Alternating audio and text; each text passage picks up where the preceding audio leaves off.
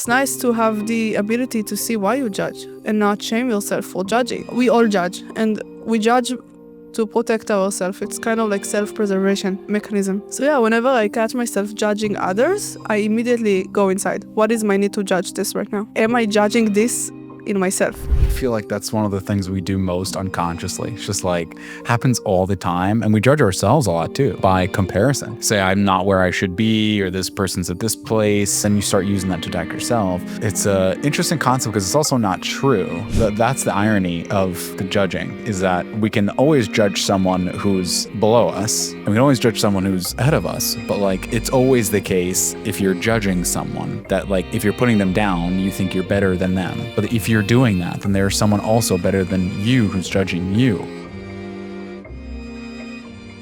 We had a nice conversation yesterday, I think, just about dating and what we're looking for in relationships. Anything else come up for you, or maybe lessons you got from the show You on Netflix? Yes, let's talk about. You haven't watched it, right? I watched, I think, the first couple seasons. I don't know how many there are, but I watched in the beginning, so I understand the premise.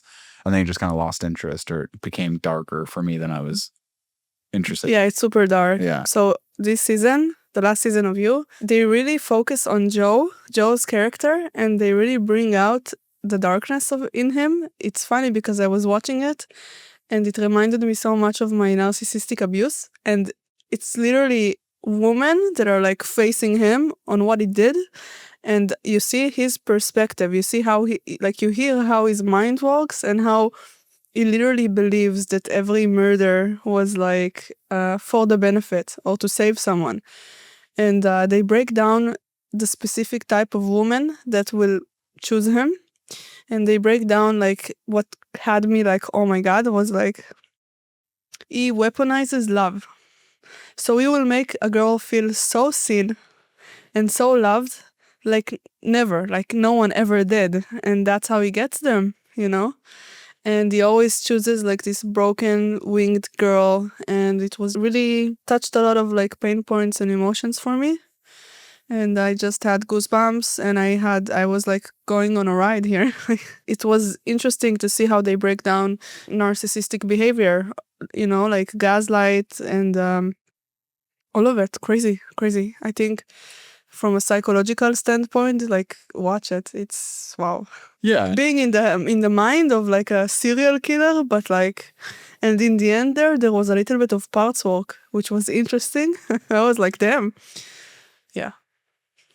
Wow. Yeah. I want to hear more about the parts work. But yeah, no, I mean, I understand. I think, unfortunately, that's probably why the series is so popular, right? Because like so many people are on the opposite end of, like, on the receiving end of that. So I think the purpose of the show is to sort of try to relate to the receiving end by showing the giving end, like what it feels and looks like on the other side. And in some ways provide some sort of explanation maybe to some people who are like trying to rationalize some of that behavior. It probably resonates with a lot of women, unfortunately, who are probably either used to that or seen that. Maybe it resonates with guys too. I'm not sure. It is interesting because we just talked the other day about feeling how important it is for you to feel seen, right? And like you said, he goes out of his way to kind of do that. And I think a lot of people, guys and women, in the beginning of dating also do that kind of stuff, right? It's like you're on your best behavior, you're doing things that make you feel seen. And I'm not saying it's necessarily manipulative a lot of the time, but there is a feeling like, okay, I guess in the unconscious dating world, sort of like, what do I have to do to get them to like me? Or I want to make sure that I make them feel good, because if I make them feel good, then they'll like me. It's still this sort of tit for tat. If I do this, I get this. It's this very conditional situation. And I was thinking about what you said the other day, like how it's so important for you to feel seen. And what's interesting is between us, what's happened is that there are many times, and you've communicated to me that I've made you feel seen and safe and all these things. And then the other day or last week, whenever we had this conversation about, we had a rough conversation, like just our energies weren't matching, and I probably used some words I shouldn't have, and I came in hot, and that's just how I work. I'm like always with a good intention, trying to help, but maybe I do it too intensely. And so that hurt you or struck you the wrong way. And your communication to me was, hey, like, I don't feel seen right now. And I appreciate you sharing that. What I find is interesting is that, like, what are the odds? What are the percentages that someone will feel seen all the time? Like it's bound to happen that one person's going to say something or act in a certain way where the other person doesn't feel seen. So there's some like spectrum to this where it's like if someone says, I want to feel seen, there's a percentage of the time that you get to be seen, right? Like what percentage is that? Is it just an overall feeling? Nothing's ever 100%. So if you're seen the majority of time, does that count? You know, I think so many people, what they do is like, if there are one or two instances where they don't feel seen or don't feel heard, then it's like, okay, they brush the entire painting with that. I should say they paint the entire canvas with that brush, which is like, oh, I don't feel seen, don't feel heard, but without taking the totality of the relationship into account. So like recency bias is a great term for that, right? It's like whatever happened most recently is what I'll remember. So yeah, I think that struck me in that sense because it's like he's using it in a manipulative way to get what he wants to make people feel good. And it's not necessarily that making people feel good or making the woman feel good and having connection with her is such a bad thing. It's the intention behind it. It's I'm doing it for this. I'm doing it because I want to get something instead of like I am creating goodness and good feelings inside of me. I'm creating feelings of love. I'm creating feelings of safety, all this kind of stuff. And I want to share that. I want someone else to experience that. My cup is overflowing and I want to send that out to someone else. Not so that I'd get something because I already have it. I'm already feeling it. It's already here. But I want someone else to experience it. I want my partner. I want this person I'm dating. I want my friend. So anyways. Yeah. What I have to say about it is that human beings, like we are transactional. And that's not a bad thing. It's just how it is. And I want to receive value where I'm giving value. I don't just walk around, oh, my cup is really full, let me spread it around, right? It's not how we really work, I think. Or at least we don't operate from there all the time. That's one thing, because I think it's important. I don't think that it's okay that you want that value exchange, and it's okay that you give in order to get. It's not necessarily this bad thing. That's what we do when we go to a job, like anything, you know? Like I will nurture a relationship and I will give in relationship because I want it to be mutual. I want to also get back. Regarding our conversation and about feeling seen all the time, I'm aware that any relationship, I won't feel seen all the time. But in the context of me and you, just telling you, hey, I feel unseen, here's why, is how I saw myself. And by sharing it with you, I hope that we deepen the intimacy and seeing each other better. I did notice that you came from a place of like, yeah, you're painting a picture, like you're forgetting everything that was in the past. All the times I did see you, and then I was like, no, I know, I'm doing this for me. I'm seeing myself here, communicating what I'm feeling. And I think that everybody goes into a relationship, they have those intentions, the good intentions, right? They want to show up for someone, they want to see someone, and they will put effort, and then somewhere along the way, it's kind of like vary in levels. What do you think about that? It's an interesting take. I'm not sure I'm fully aligned with that. I mean, I feel like going back to the transactional alignment, like that to me feels very unconscious. Like I feel like that's probably where I used to be. It's sort of like I give you, you give me. That feels very conditional, feels manipulative. It doesn't feel healthy. Whereas instead, what feels right and like more conscious and more awakened for me, it's this dance. It's the yin and the yang. It's that I can't have the dark without the light. It's the law of polarity. Not necessarily meaning that I'm doing something to get something. It's that for my cup to be full, for my life to be all the colors of the rainbow, I need some addition to my life. Like, I also feel like, let's say you start a new job, right? In your context or your example, it's like if I do something, I get something back. Whereas like the way I like to look at it is, let's say you're new, you're starting in a company and you just joined and you have all these people that you're asking questions, you're asking like newbie questions. How do I do this? Where do I go for this? And all these people are helping you. And on the surface, it looks transactional, right? Because like, oh, if they help me, then they're expecting at some point to get some value back from me. It's the whole point. You train a new person and then they get the skills, they get the expertise. And then on the back end, once they're ready, they can now support the team and they can take up maybe some of the things that were on your plate and to help you with your bandwidth. I think that's what it looks like. But I think what could happen underneath the surface is if you're able to delineate and really pull that apart and say, let's say you were the person that's on the team and this new person comes and says, hey, help train me. And you can say, yes, if I train you and help you, then you'll help me. Or what you could say is, for me, this feels like the right thing to do. This feels good for me, not even for this person, not to train them so that they know, but I know in my heart and soul that this is the right, good thing to do. And it provides me feelings of goodness. It makes me feel aligned. I feel helpful. I feel healthy. I feel good about me by helping this person. I think that's just like there's an underlying distinction. Let me to say make it there. Yeah. because it is giving you something, right? It's giving you to feel good, to feel aligned, right? The feeling. So that's what I mean, though. Yeah. I don't mean like let's be transactional and just think what am I getting out of it. I mean anything that we do, there is something to be like received from it, right? And there's nothing bad about it, you know? Yeah, like I think what you're, correct me if I'm wrong, but I think what you're saying is that 3D reality provides you opportunities, aka mirrors, for those feelings, for you to create those feelings within yourself, right? Or for you to work through those growth opportunities for your own spiritual development. If that's not what you're saying, that's fine. That's what I'm saying. And that for me is why relationships, why all the things we go through in life are so important, because they are there to help you grow for yourself and to go through this journey of life on your own. Everyone has their own journey. Everyone has their own karma, their own soul's baggage, their own things they're working on. So it's like we all have our own unique lanes, in some respects, using our 3D reality to reflect back to us where we need to grow. So it's transactional in the sense that it's reflecting back to me what I still need to work on and the feelings that I'm looking for in this life. Absolutely. That's really correct. And also, I feel like when I'm looking for a person and I want to love someone, why do I want to love them?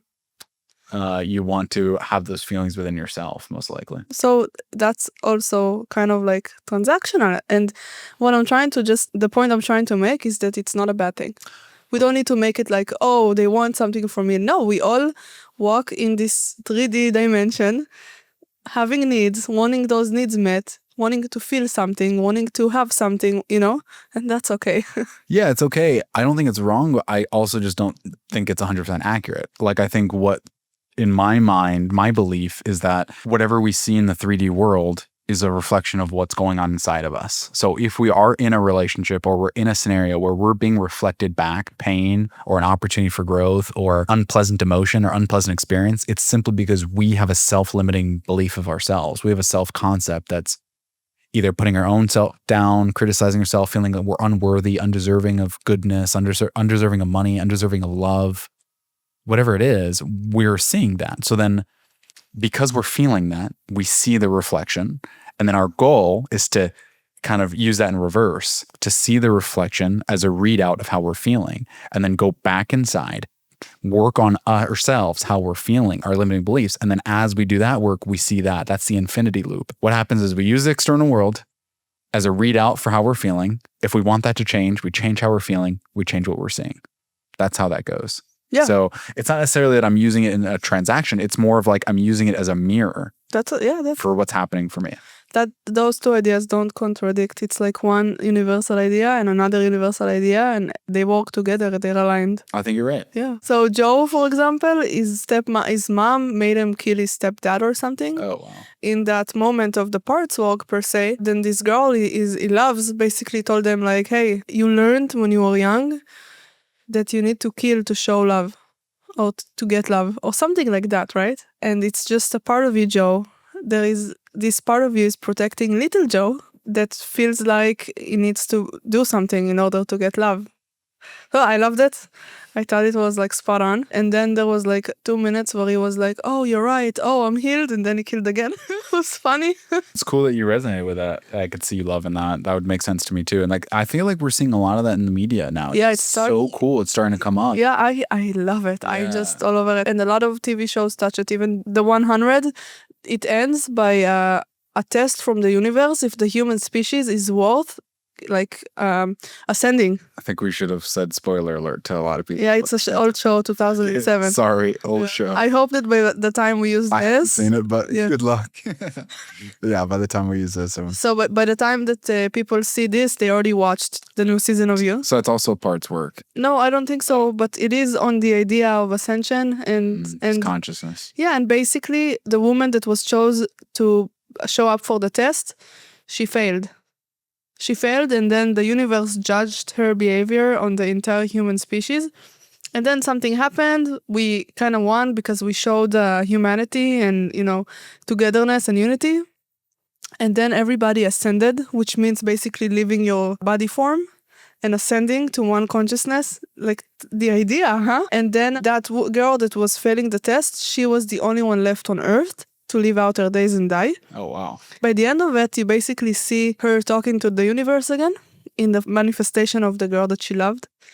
And she basically says that her friends, like they show all of her friends, the ones that 7 seasons fought with her on the human race, basically decided that they don't want to ascend and they want to stay together. And she's like, yeah, so the human race is very particular and there won't be any offsprings and you are not going to ascend. But have fun, basically. And I really loved it. Watching TV and seeing all these concepts. It's like, wow.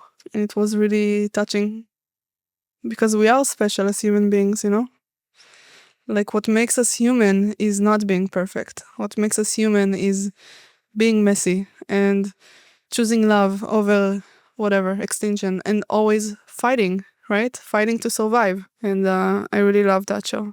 There's a lot of those consciousness things coming out, which I love. Like we've already talked about a few shows. We talked about Mr. Robot, You, which sounds like a little bit of parts work, but also this manipulation, like relationship dynamics. I'm sure most people watch that show. It's super popular.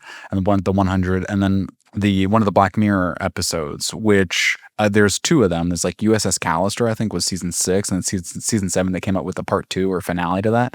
So it's a lot of show to watch. And there's not as much parts work. It kind of comes together at the end, and I'm not going to ruin it for people, but it was an amazing episode. But the concept was essentially like they're all different parts of us living in our head, and we have to kind of deal with that and work through that. And so I believe that like as we go through life, we meet people and we keep versions of them inside of our head, and we have a version of us inside our head too. So we have all these versions of these people living in our head, and we're guessing what they're thinking, guessing what they're saying, what they're going to say. If you have a meeting with them, you're like, okay, this is what it's going to go like. So we're projecting this reality in our head constantly. That's potentially not even ever happening. If the concept is, if you're going to tell yourself a story, might as well tell yourself a good story, And by the way, when you tell yourself a good story, then you feel better. By the way, you feel better, now you're taking better action. And so it just goes, what an amazing domino. So a lot of really cool stuff to talk about on that end. But yeah, anytime there's a TV show or some movie or something that's parts work or consciousness related, it's mind blowing. It's so much fun. Yeah, you don't feel alone in this journey. It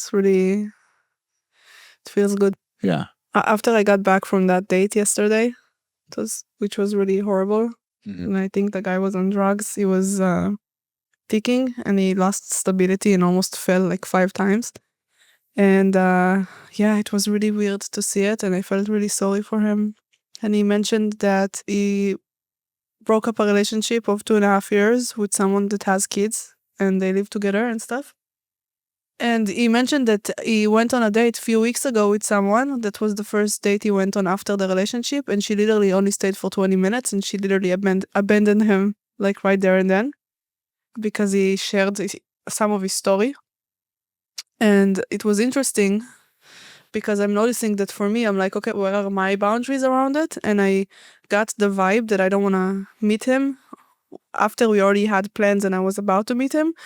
But I didn't. Part of me felt like it really needs human connection.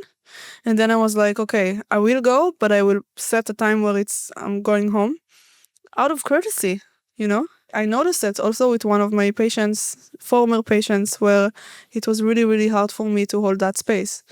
And then I was like, okay, how much of this is like I'm doing out of alignment, and how much of this I'm doing out of like this motherly part that wants to help and take care of people? Where does it cross my boundary? And so that's why I ended that therapy relationship, because I noticed it's not aligned.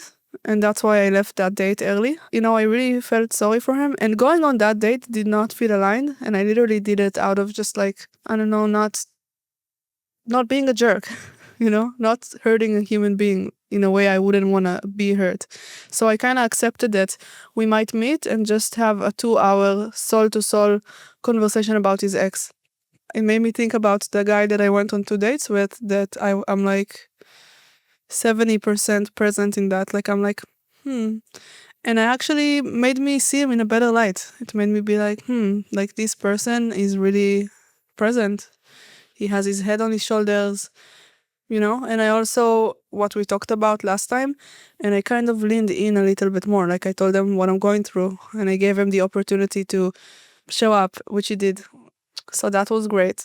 I'm really happy about it. Wow. Yeah, I'm not happy that the date ended up the way that it did, but yeah, really proud of you, I think, for realizing like this is something we've talked about for a little bit. Just, you do so much for other people and you care so much about others, and there's just a party that's very selfless and wants to help and take care of others. And I think you're starting to ask yourself more and more, like, what does Rachel need? Instead of, because your first question is, what do they need? How can I help them? And like even last night, you're feeling this isn't aligned for me. Maybe I'll go to help them. And, you could argue, hey, if it's not aligned for you and you're not feeling it and you don't want to go, you're probably doing the best thing for him by not going, And if you said, what does Rachel needed, then ironically or paradoxically, it would actually be the best thing for him. But I think you're making that transition. And I've seen that from you. And I think it's really, really cool to just ask yourself and what you want, what you need, because I think that's how you're going to not just help yourself. I think that's also how you're going to be there for other people, because you're going to be so aligned. You're going to be so present. You're going to be so joy filled. You're going to be so just happy to be where you're at that people around you will feel that, instead of saying, let me go try to help and fix and do things for other people, where that may be, even though that's your intention, it may not even work because you're going to be drained. And you've already experienced some of this where it's like you're not happy to be there, or you're just physically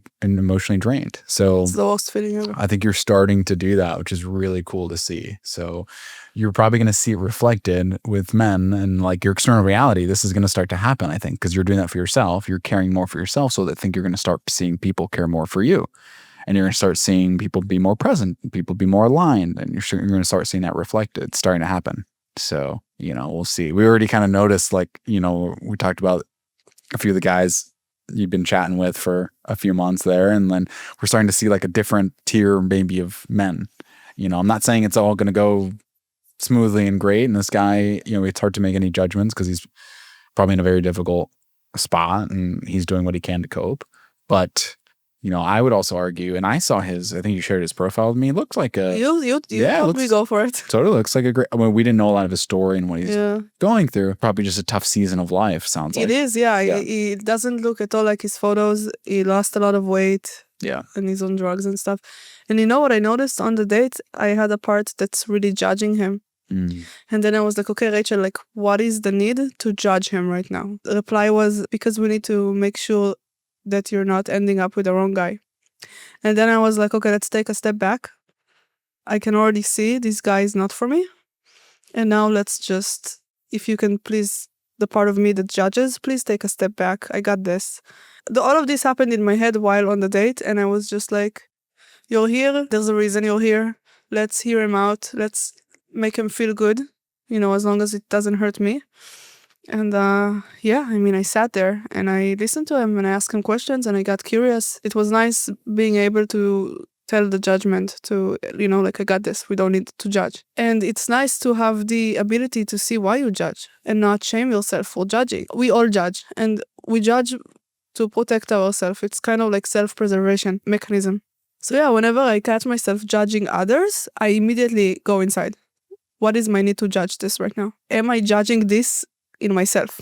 I feel like that's one of the things we do most unconsciously. It's just like happens all the time. And we judge ourselves a lot too. We do that by comparison. Say I'm not where I should be, or this person's at this place. And like someone can scroll into like LinkedIn and be like, oh my God, look at all these job updates, or look at this person. Or you can go on Instagram and see this person either post a photo, or maybe they have a certain amount of likes or followers. And you're like, oh, where, then you start using that to attack yourself. And, it's just interesting. Yeah, it's a interesting concept because it's also not true.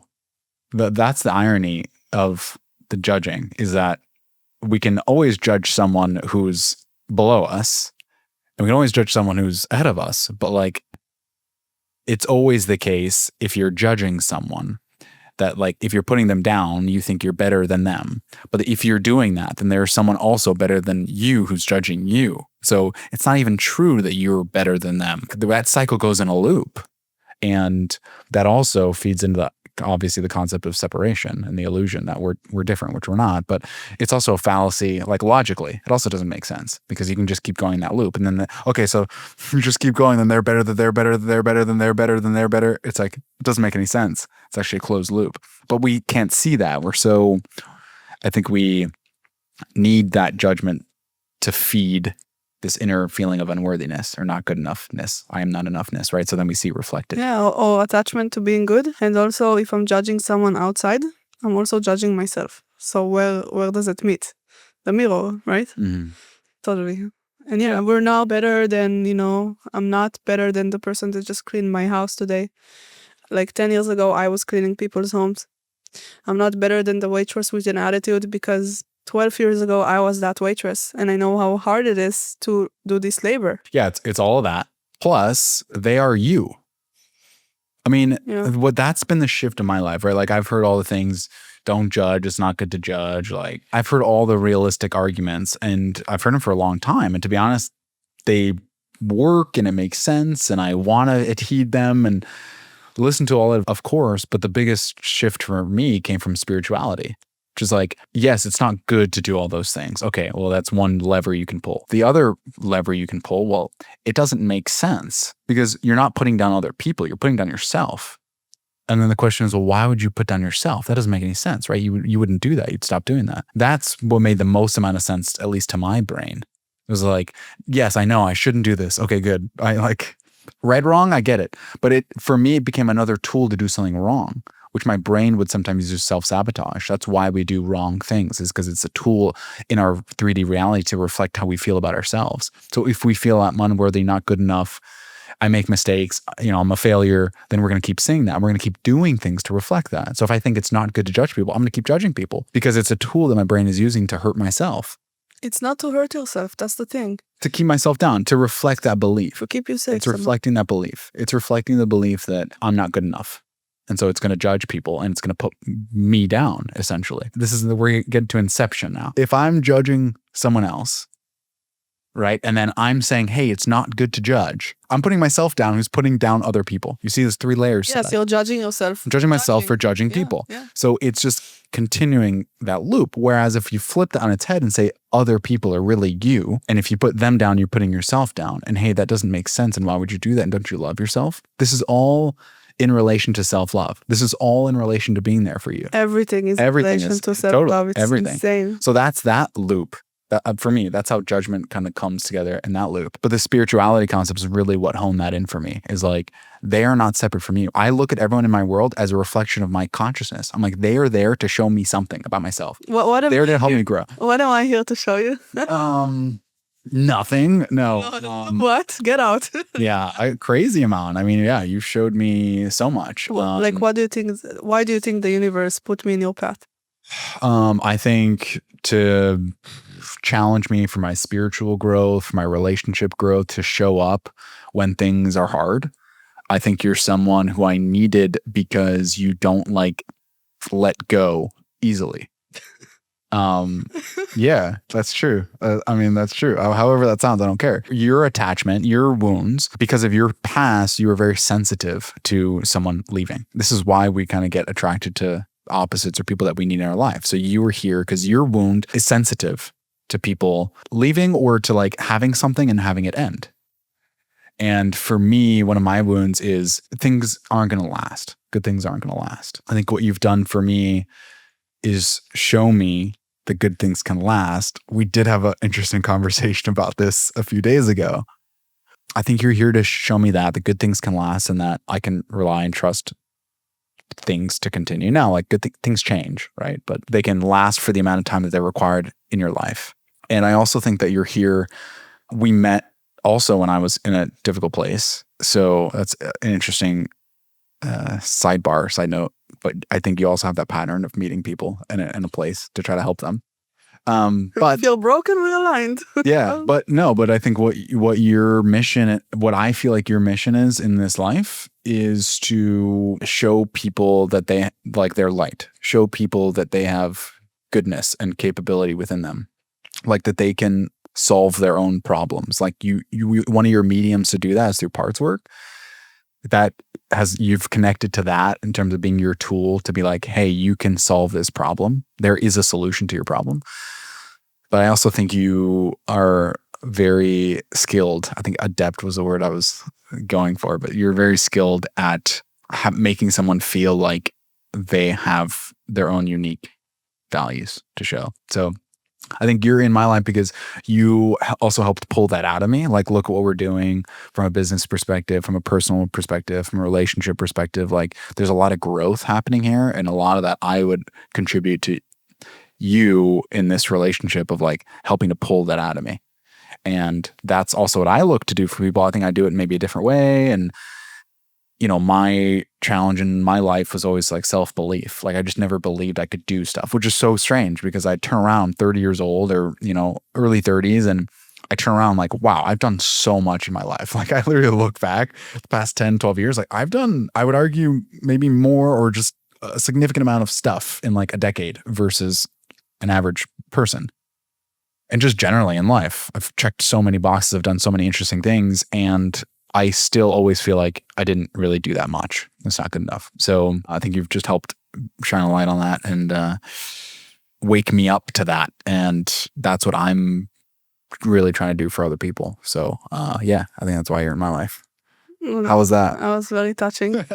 Thank you. That's incredible. Cool. I just read off the script down there. That was great. Thank you. That means a lot to me. And I think that, you know, even though I'm sensitive to tough love, your tough love really helps me, kind of slaps me in the face when it comes to like, wake up to your worth. Like you can do better than this guy. Pay attention how you're operating with that guy.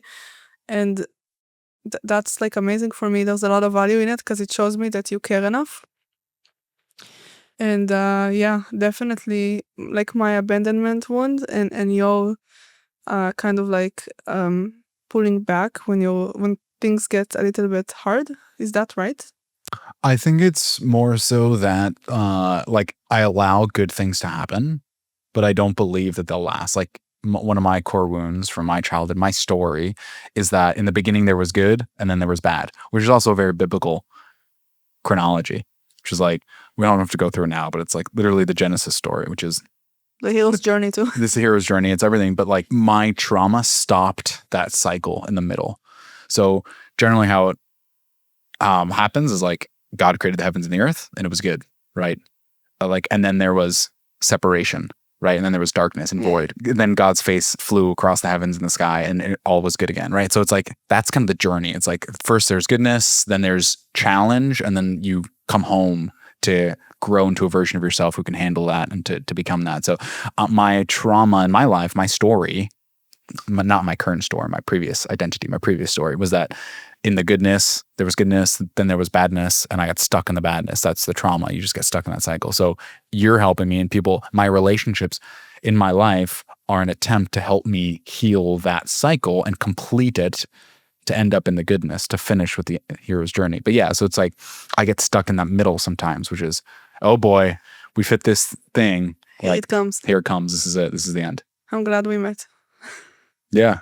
Yeah. Yeah, me too. I know sometimes it's hard because I'm an intense mirror. Sometimes I am. Like I'm literally a mirror because I'm a reflector, you know, human design. Like just what I do. Every organization I go into, every person I meet, I'm just like, here's what's happening. Here's the real, whether you like it or not. And I try to do it in a good way, and I have to learn. Maybe I'll get better at that, but I can be kind of intense. But it's all from a place of like, I'm here to help, here to kind of like show you where you can improve, which I feel like is so, for me, like it's so valuable. Like show me what I can do. What do I need to do? I mean, that's why we hire coaches. That's why we hire spiritual guides. That's why we work with people like that. It's like, tell me what to do and I will do it. You know, I need to get to this place. So I'm learning as I go through life, like the right healthier versus unhealthier ways of doing it. And I've also been reflected in relationships. Like it can be heavy. It can be heavy in a relationship, in a one-on-one of someone who's like, hey, here's where we can improve, or here's where we, you know, I have a lightness to me. Of course, I got a light side, and I've got a very humorous, joking, kind of childish spirit sometimes. But yeah, it takes a special person, I think, sometimes to be able to be in that scenario.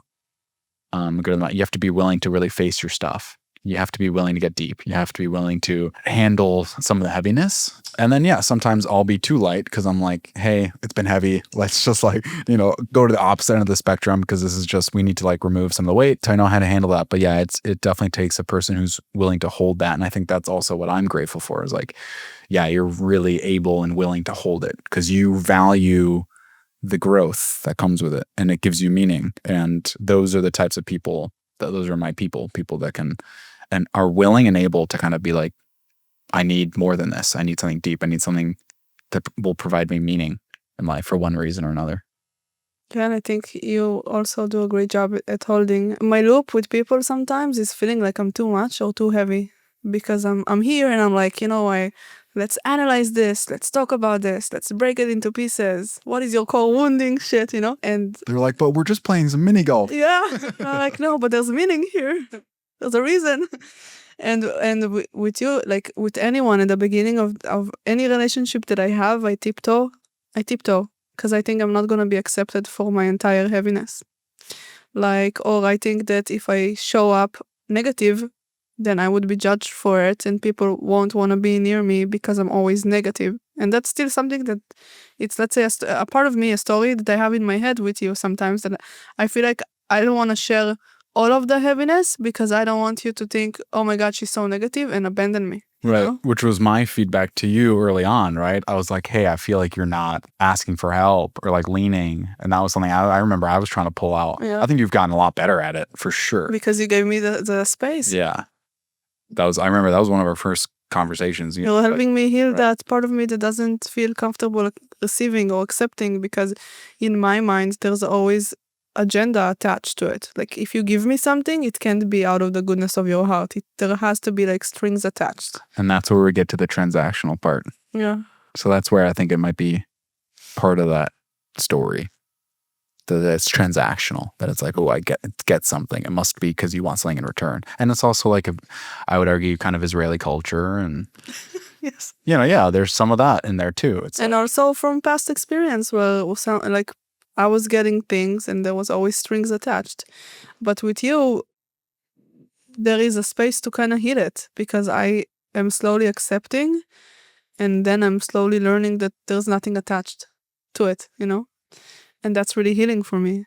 And it's funny because I think our relationship is close to a, romantic, monogamous relationship. And we're not, we're friends. But like the intensity and building the intimacy required for good friends, like building the intimacy and building the connection and closeness and all of that, like it's very similar to how I would envision I want my relationship to be. So maybe we're also doing this to improve for our actual romantic relationships, I think so. Yeah, totally. And it's interesting because like it wasn't my intention going to this. I don't know if that was yours, but it wasn't mine. Like, oh, let me create this scenario so that I can practice and, learn. Right. And so that's kind of cool. Like for me, that's how the universe works. It's like, this is what we needed to heal. This is what we need to get to our quote unquote next level. I don't know if that's the right term, but to move up on the spiral, just to grow spiritually. So it just kind of happened. And to be thankful for that synchronicity, that's what this is all about. Yeah. And part of my lesson in life was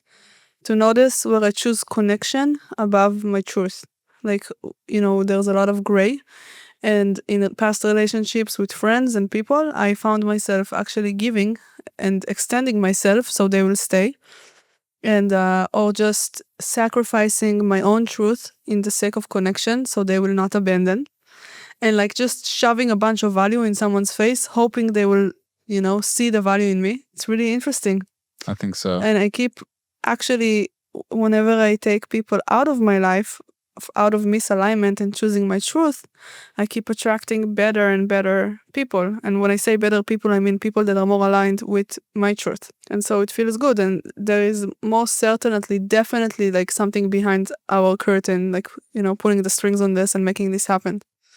The universe, basically. Yeah, I'm grateful for it. Yeah, that was a good summary. And I'm proud of you. Yeah, you really are. I think you're growing in that, saying no to things that aren't for you and getting more strength in that of like, what does Rachel want and what does Rachel need? And then do that thing. And by the way, when you do that thing, you're actually doing things for others. It's a little bit strange to get used to, but proud of you for that.